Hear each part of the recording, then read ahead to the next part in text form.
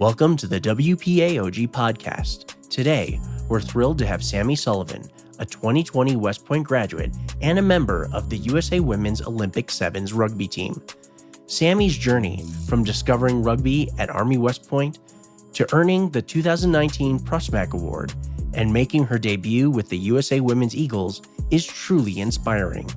Tune in as she shares her story of resilience, the balance between her athletic and military pursuits, and her advice for young girls chasing their dreams.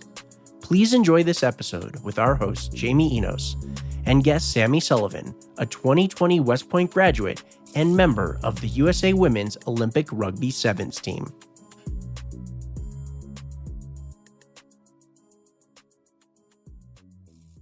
Sammy Sullivan, thank you so much for being on the WPAOG podcast today. This is just a highlight of our year as we head into the Olympics to get a chance to chat with you. Oh, thank you so much for having me. And yeah, at West Point, if you told me I'd be on this podcast, I would have been like, for what? But well, yeah, here we are. For the Olympics. Come on, that's even like double dipped, right? How great is that? Oh gosh, it's crazy. It's crazy. But yeah, this is going to be a great ride. 1 month away. 1 month. You're counting down. So it's going to be a great ride. We're going to be here to support you and follow you through the games, and we're really excited. But so we'll just go right into it because we do have a little bit, and I want to get into all of that.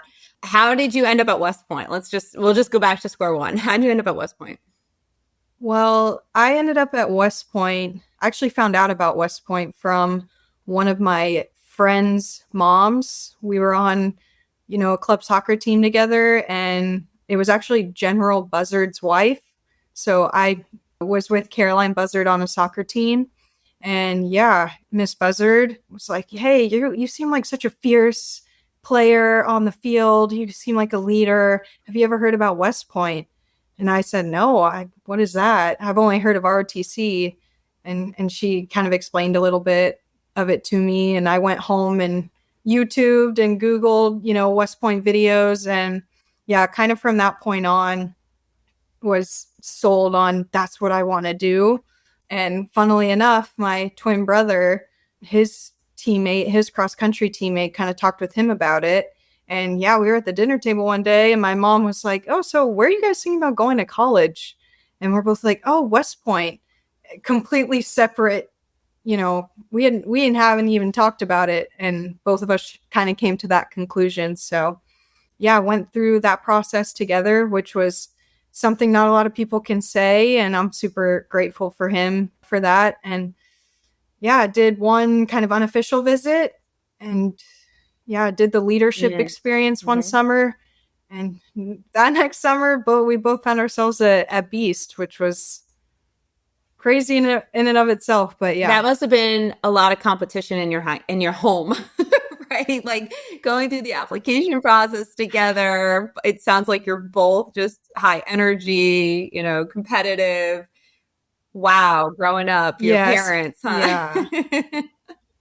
Yeah, and I think we always had a bit of good, healthy competition, but it was a stressful time. As you know, West Point isn't easy to get into, and not a lot of people go each year. So we kind of both were silently rooting for each other, but also just really nervous. Like, oh, what if he gets in and I don't? Or what if she gets in and I don't? But yeah, we both got the email and then subsequently the packet at the same time. So yeah, it was, once we both found out we got in, just like a sigh of relief. Like, oh, we get to go to school together. No one gets to taunt the other one for the rest of their lives. So that's a good story. I can't imagine being there with your parents that day. The celebration that must have happened. That's exciting. So you come to West Point, and you mentioned you played soccer in high school and you were an elite soccer player, but you weren't a recruited athlete. So can you tell people about what that experience was like when you got here? Yeah, so I did almost everything I could to try and get recruited to the soccer team. I would come out for camps. I was sending in my club team highlight reel, but soccer is one of those sports that you start getting recruited out of middle school, not necessarily high school. And I'd kind of found out about West Point my sophomore year. So, I was a little late to the party. And then during Beast, there was opportunities to go meet with the sports teams. So I went to the soccer meetup, kind of talked with the coach there, went through practice. And at the end of that practice, she had known who I was at that point just from emails. And I just kind of asked her straight up, oh, do you think I have a chance to walk onto the team? And she said, Nope. No, not this year. Right? Nope.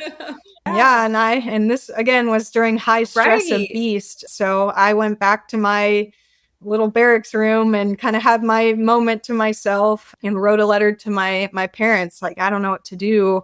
I've been a team sport athlete my whole life. That's such a huge part of my identity. And funny enough, my dad played rugby in the Army kind of in his career. So he was like, oh, well, have you tried the rugby team? Do you know what rugby is? And I was like, oh, well, yeah, I know what it is, but I'm not sure. So the very next week when we were allowed to go see the sports teams, I ran down to Anderson Rugby Complex with, some of the other girls. And it was just like, I fell in love from there. Just Coach Bill was amazing. The girls were awesome. So yeah, it was just, kind of hook, line, and sinker. And Coach Bill had kind of been recruiting me in the background. I wasn't a rugby athlete, but yeah, he kind of knew who I was and my soccer background. So he was excited to get me on the team. And yeah, rest is history. Yeah. So it's so funny how some windows open, right? And the doors are closing over here and you might think that it's over, but it's just right around the corner is the next opportunity, even if it's a pivot, right? So good for you for taking that in, because as you mentioned, that's a real stressful part of being a cadet, right? And be away from your parents. You're still young. I know you had your brother here, but still, I mean, even that's like, how is he doing kind of thing. And right before you go into the academic year as well with the soccer team and playing at a high caliber and then being like, yeah, no, you're just, unfortunately, you're not here for the team. So what a remarkable attitude that you have to just be able to shift and find something else that was a good fit for you. So you're here at West Point, you do your 4 years and you play rugby. What was that experience like? Because now you got the academics that you got to contend with on top of, and you did fairly well in your academics. So we should, point that out for the listeners. But you also are playing rugby, and that takes a lot of time away as well, because it's not just a spring sport or a fall sport. They split that, right? Can you talk about that a little bit more? Right. Yeah. So rugby in college is full time. Basically, because there's two types of rugby. There's 15s and 7s. So 15s happened in the fall and 7s happened in the spring. But I think Coach Bill kind of said it best that, I needed rugby and rugby needed me at the time. So even with all of kind of the added stress, it was just, I don't know what I would have done without the Women's Army rugby team, or WAR as they're called. Those girls were my sisters and my home away from home. And especially as a plebe or a freshman, just kind of, they break you down to build you up, and, not allowed to talk outside, have to cup your hands, all those kind of West Point isms. But as soon as you kind of cross the gates into Anderson Rugby Complex, you feel like a person again.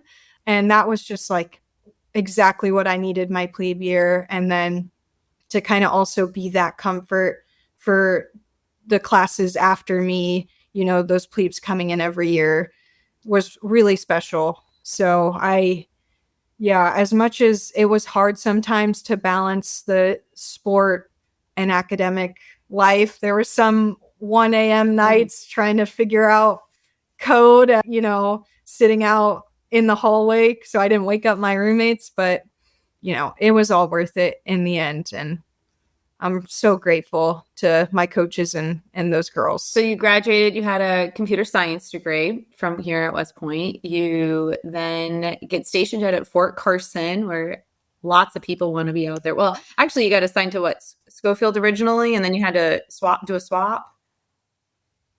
Yeah, so originally I was high enough that Hawaii was still up there. Oh gosh. Don't worry about it. Can you hear that? Yeah. Okay. Sorry. Apartment complexes. Don't worry about it. You can just start. Originally, I was higher up at to get. Yeah. So originally I was high enough on the order of merit list that Hawaii was still up there. And I honestly didn't have a plan going into post night. I kind of was like, oh, well, Hawaii would be cool. Colorado would be cool. Maybe, at the time, Fort Bragg, now Fort Liberty. But yeah, Hawaii was still up there. So my impulse was, oh my gosh, I'm going to Hawaii. Yeah. And then afterwards, and once graduation happened, I talked with one of my mentors at the time, Captain Andrew Locke, who had also been through the World Class Athlete program. And he kind of just gave me the advice, hey, if you're really serious about rugby and trying to join the World Class Athlete program, you need to be CONUS. You need to be in the States, and you need to be near a rugby community. So yeah, it was a scramble at Bullock to try and switch posts with someone, and it was a no a lot of the time, but there's always ways in the Army, like if you really want something, to make it happen. So I was able to switch with actually one of my company mates from West Point. One of my G4 company mates ended up switching with me, which was awesome of him. Oh, that's great. I love that. That's a little West Point. Made it out to Fort West Point connection there. That's cool that's how it works out, even though you're already at Bullock and kind of going down that route. So you get to Carson and you're playing, and then WCAP. I mean, that's like a mystery to a lot of soldiers and cadets at West Point. So can you talk a little bit about that? Yeah, so I honestly didn't know much about the World Class Athlete program while I was at West Point, and I had been getting recruited by the USA Rugby team, which again was another kind of added stress. You have obligations during the summer. You have to do your military obligation and your academic obligations, but on top of that, finding time to go for these 1 week, 2 week camps out here in San Diego to try and, get a spot on the residency program with USA Rugby. So luckily there's been several WCAP rugby athletes. So I've had Andrew Locke, Casey McCravey, both West Point graduates to kind of rely on when I was in that mystery phase of what is WCAP? How do I get into that? So long story short, the World Class Athlete program is a program that allows soldiers, the cream of the crop soldiers physically, to, apply into this program and then ultimately compete and vie for a spot at the Olympics, representing not only Team USA, but the US Army. So it's a highly prestigious program and something I'm very honored to be a part of. And the application process is you essentially go on to the Army WCAP website, and for your sport, there's certain guidelines that you need to hit, which are different for each sport. Obviously, sure. It's easier for maybe some of the individual sports like track. 800, you have to hit this certain time. But with rugby and team sports, it's more so, ultimately, does that head coach want you on the team? And do you have what it takes to play with the team on an international level? So looking back, I found out from the head coach of the women, Emily Bidewell, December, driving to the Army-Navy game. She called me my first year, and she said, hey, we want to offer you a full-time spot with the USA Rugby Sevens program. And just the high of my life with my twin brother driving to Philadelphia for an awesome weekend of Army versus Navy rugby. And to get that news was incredible. But at the same time, I wanted to be a platoon leader. So kind of balancing, okay, is this something I go to straight after basic officer leadership course, or do I need to be a platoon leader first?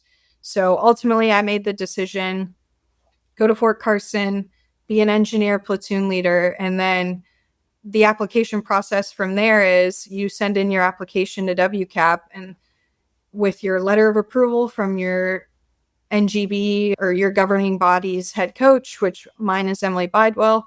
And yeah, from there, it goes through a lot of hands all the way up to the head of MCOM, basically to see, do you belong in WCAP? And that isn't just about your sport. That's about how you are as a soldier.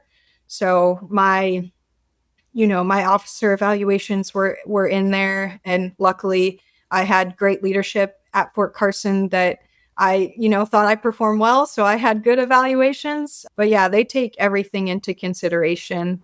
And yeah, ultimately, once you get accepted, you in process into the world-class athlete program. And then whether you're an individual athlete and stay in Fort Carson or go to where your team is the difference from there. So now I'm stationed full-time at the Chula Vista Elite Athlete Training Center with the USA Rugby team, and dream come true to be a part of this program. What an accomplishment. Super cool. So for anybody listening, if you want to hear more about that or read more about it, you can go to the armywcap.com website and you get all the information there. And of course, if you're accepted in your grad, we want to hear from you as well. We want to hear all the good stories, the training, and the different routes that our grads take. So as a rugby player, what is the most memorable moment from your career, do you think? Oh, wow. I would say I kind of have a couple. It's hard to pick from, college versus the international stage. I would say in college, and it's so cliche, but beating Navy Best answer, Sammy. Year. Best answer. Yeah. I mean, it's so cliche, but seriously, beating Navy every year. And then the one time we played Air Force, beating them was just awesome. Okay, great. Well, in the question, we'll go to the next one. How's that? Yes. Because perfect, we don't know. Perfect. We know the Olympics are coming, so we hope that is starting to, for this year, will be the peak as you enter that, and then again, we'll see again in a couple more years and have the whole conversation all over. But yes. So, what is your heading into the Olympics? What does that training regimen look like in preparation for the games? Wow, it's been pretty intense leading into the games. And for me, it's been a 2-year lead up because I ultimately joined the program in 2022. But for some of our girls, this has been a decade's worth of work, 6 years worth of work. And yeah, it's just every day coming into work, 2 rugby sessions a day, usually some sort of conditioning and a gym session. We have film review every day. And yeah, it's looking at what teams are in our pool and doing scouting on them. And yeah, it's just every day a grind and making sure at this point in the game, fine-tuning those little aspects of our team on a higher level. We're not really working on passing and tackling so much anymore. Now we're working on our tactical plan against specific teams, how we're going to exploit certain weaknesses and highlight our strengths against certain teams, which is a lot like what you do in the Army. So I'm definitely used to kind of this level of planning and preparation from my Army experience. Sure. And I would imagine the discipline as well, right? Especially coming out of West Point with trying to balance everything of, it's the nutrition, it's the physical, it's the mental game. How do you even, take all that on and then balance, you've got your personal life, you've got your military life, you've got the demands of being a high intensity athlete. You still have your brother out there and your family and those kind of things. So how do you balance that? Is there any advice you have for others or techniques that you use for yourself? Yeah, I would say in terms of nutrition, I'm always talking with our nutritionist, Jackie, and WCAP has a nutritionist as well that we can rely on. And I think for me, I don't like to get caught up on the nutrition side of things. I feel like I work hard enough on the day-to-day that I can, eat what I want to eat at this point within reason. I can't have pizza every day like I want to, but, not focusing too hard on those minute details, because, you know, there were times in my West Point career where I was so hyper focused on what I was eating as an athlete that it became almost like an unhealthy obsession. So having a healthy relationship with food as an athlete and a soldier is really important, and not controlling the controllables, but not to an extent where it takes over too much of your headspace. And ultimately, the biggest thing I do for myself to have some semblance of a balance is always carving out some time in the day for myself. I have a lot of hobbies. I love Lego. I Lego all the time. I have so many different sets. It's ridiculous. Now it's a bit of an obsession, but yeah, Lego, paint by numbers, hanging out with my dog, hanging out with my fiance. Okay, wait. I gotta ask you about the Lego thing, right? Like, do you just go from the instruction manual and forward, or do you free build? Yeah, I'm an instruction manual person, not a master builder like the Lego movie, unfortunately. But yeah, it's just a nice way to, you know, do something tactile and feel like, you know, I still have my brain working, along with kind of almost hand-eye coordination practice in a way. And yeah, and they all look so beautiful in my apartment. So that's what you do. You keep them together. You don't break them back down. Once they're built, you have to. Oh no. Yeah, I have shelves and shelves of Lego sets. So will you bring? Yeah, they're my pride and joy. Will you bring any to Paris with you as like a relaxation tool? Yes, and on every tour I have gone on this year, I've brought a small Lego set, and it is something that I can do at the end of the day that calms me. So I'm definitely bringing Legos to Paris. Which one? I'm not sure yet, but yeah, I love Lego. It will be coming in my suitcase with me to the Olympics. Great. And for the Army marketing people that are in the background, somebody needs to get her an NIL for this, because that's like money right there. You need to work that out. Yes. Lego sponsor me. I don't know where you are. And then put a 30-second bit in our podcast. That's how we'll do that.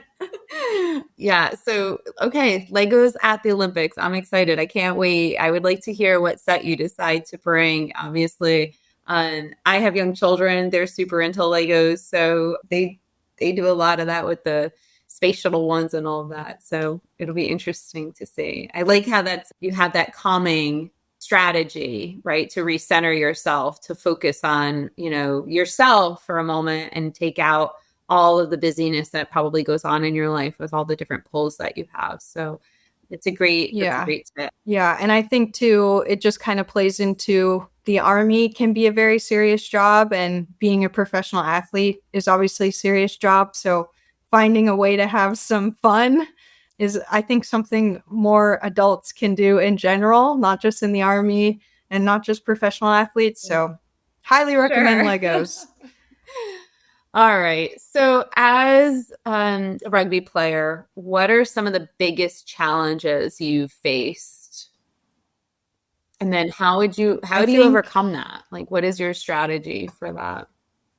Ever since I was little, really, I've been a super emotional person. I angry cry, I sad cry, and I wear my emotions on my sleeve, which honestly, heading into West Point, I was really nervous about, because I'd always kind of seen that as a sign of weakness, and I was terrified to cry in front of Beast Cadre or, you know, my instructors. And a lot of that came out in rugby at West Point, because I had never played such a contact sport like that, such an intense, you know, body on body, no pads, tackling each other to the ground. And it is very violent, but it's controlled violence. So my freshman and sophomore year at West Point, it was just about working through those emotions and kind of learning how to use those in a way that were productive on the field, which I think, you know, after I had worked through that, it directly transferred into how I was in a military setting as well. And I think, how I overcome emotional stress on the field is staying within the present moment and finding a way to ground myself, whether that's looking at my teammate and just saying with you, whether that's touching the ground, but mostly that connection with my teammates, audibly, saying something. It's a huge grounder, and it's a huge focus getter to be back in the present moment. And that's something I've honed in on with my sports psych now, that focus is so important, whether it's, in rugby or in a military training exercise. If you let your mind steal your focus away, whether that's an emotional response or future planning or past thinking. So yeah, I think the mental aspect of the game is probably the hardest part for me. And I'm still working on how I can, stay as focused as I need to.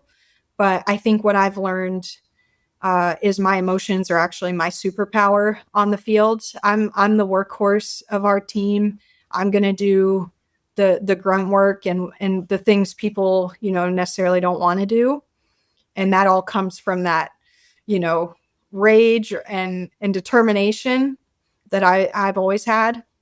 So yeah, I think ultimately honing my emotions in a controlled, focused way, and then just staying healthy ultimately, because with contact sports comes injuries, and, you're always nursing something. But I have incredible people through WCAP and through USA Rugby, athletic trainers and, doctors that take good care of me. So I've never felt more taken care of, but I've also never felt more broken down. Yeah, it's a lot of impact on the body, I imagine, the game, especially rugby, as like you said, a contact sport. Your goals obviously include gold, right? I mean, we can't not say that. That's a goal.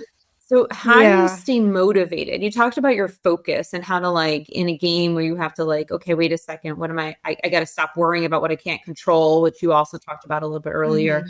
But how do you stay motivated towards that goal as you are battling an injury, as you are battling physical tiredness, emotional tiredness, that just comes with the sport, that comes with the job of being in the military as well. How do you stay the course and stay motivated to get towards those goals? Yeah, my motivation definitely comes from my family, for one. My parents have put so much effort into me, whether it was driving me to soccer practices an hour and a half away 3 times a week, or going to all my games. They'll travel the world to see me play. They've come to South Africa. They've gone to Canada to see me play. So making them proud. And I think ultimately wearing my father's last name on my back for this Olympics is just pride personified within itself. But to win a medal in that jersey for him would be huge. Making my fiance proud. He's been my rock through this whole process, and, ultimately my greatest protector. So making him proud and showing all those nights of tears and worrying were worth it. And I think my greatest motivation in the moment is my teammates, because I love these girls like they are my flesh and blood, my teammates right now. And I, letting them down would be so tough. And the game of sevens it is so quick, and the bounce of a ball can mean the difference between you winning or losing. So ultimately doing what is in my power to ensure my teammates trust me on the field, and to show them love in that way that I'm willing to sacrifice for them, I think is my in the moment motivator. And then my long-term motivator is definitely my family, my immediate family, my fiance, my friends. So, yeah. Teamwork, you've mentioned it before, especially in the sevens game, because you've got to be in sync, because it's like you said, it's a flash, and that game can shift really quickly. How important is that teamwork? And what do you think at West Point in your 47-month experience was the most important thing that you can bring to this Olympic team? Yeah, I think what West Point ultimately taught me was adverse situations bring people together. And that's sort of the make or break thing that you learn about yourself at West Point, because West Point's designed to be hard. It's designed to push you to your limits. And I think for people that takes them one way or the other. It either takes them internally, or, people recognize, hey, I need help in this situation. And that's when you get the teamwork aspect from West Point. And I definitely learned that in my 4 years at West Point. I was constantly, hey, here's where I'm weak in this area. Can you help me with this? Oh, I see you're struggling with this. Let me help you. Academically, militarily, and physically. Everyone is always helping each other. And I think ultimately that teamwork is what got me onto the team, onto the Olympic team. Is I have the humility to recognize the areas that I need help in and the areas I need to rely on my teammates. And in the same vein, I know what my teammates need from me. And I think the best teams in the world are able to recognize that in all 12 of their teammates, and ultimately the other 6 on the field with you. You know what their strengths are, what their weaknesses are, and how to heighten their strengths and help them in their weak areas. So yeah, West Point, I owe that a lot to West Point, a lot to my G4 company, and my war sisters. So yeah. Absolutely. So little girls watching the games, little girls hearing their story out there, coming to West Point, enduring the hardship, and then going on to, and shifting from your sport that you grew up and you loved and you were so good at and probably identified with, right, in high school. And then just completely like, okay, I'll just go over here and I'll just be amazing at that too. So what advice would you have for those girls looking at West Point or looking at the sport of rugby, to keep going and fulfill their dreams? I think the advice I would give to those girls is just to take the leap of faith, because a lot of my life experiences, applying to West Point, trying for a spot on the USA Rugby team, and ultimately getting named to the Olympic team, switching over to rugby, has all been leaps of faith.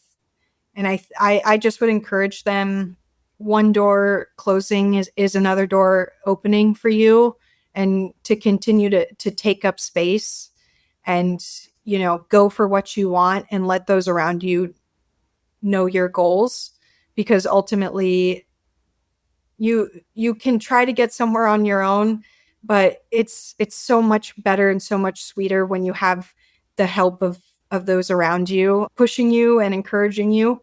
So yeah, ultimately I would encourage anyone looking at West Point and the Army in general to, check out goarmy.com.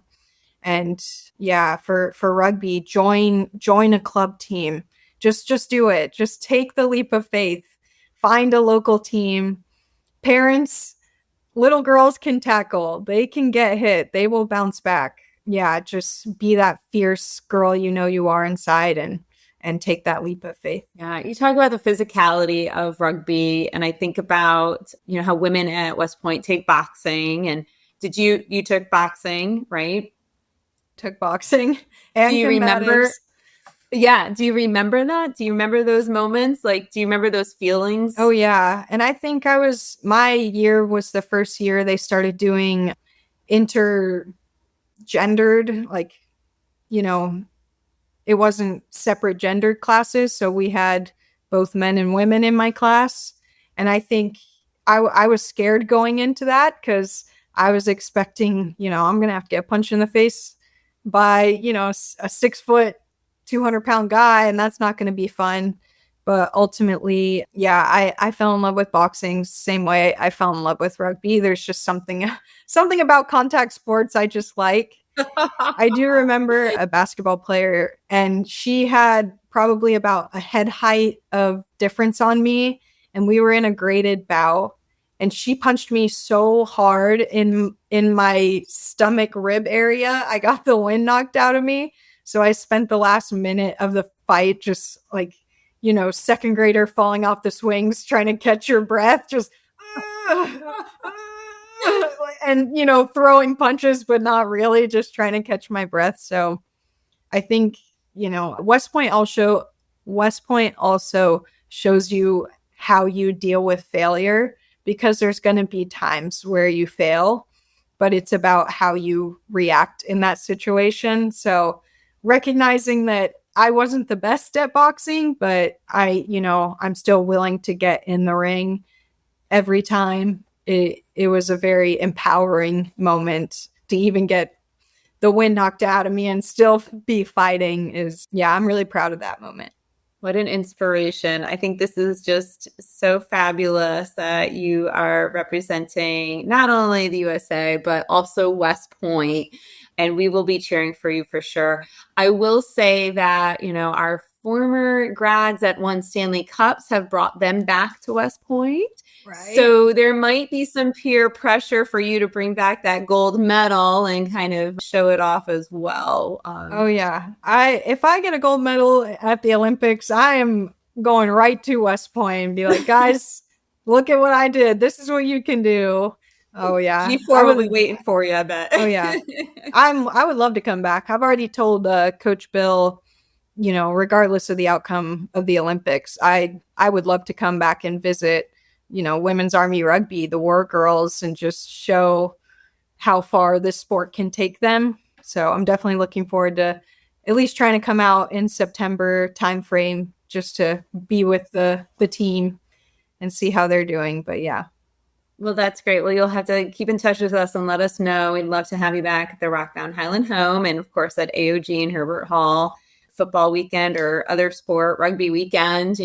Definitely we would love to see you back here. So thanks so much, Sammy, for your time today. This has been great. We wish you all the best. You have 55,000 members and then some of the Long Gray Line that'll be cheering you on from all over the world as you take on the Olympics in Paris. We wish you the best. We are going to be cheering for you. We'll be following you on social media as well as the team. And, of course, Long Gray Line is here to support you. Again, I would just encourage anybody, if you're interested in the Army or hearing more about what opportunities are there for you, definitely go check out goarmy.com and, the WCAP website as well, armywcap.com. And thank you so much for having me. We always say beat Navy at the end of these, but it's like beat everybody now, right? We have to go on the global scale. Beat Navy and beat the world at this point. Go USA. Yeah. That's right. Go USA. Thanks, Sammy. Thank you. Thank you for listening to the WPAOG Broadcast Network. Please take a moment to rate and review the show, and join us each week for a new episode. Thank you for listening.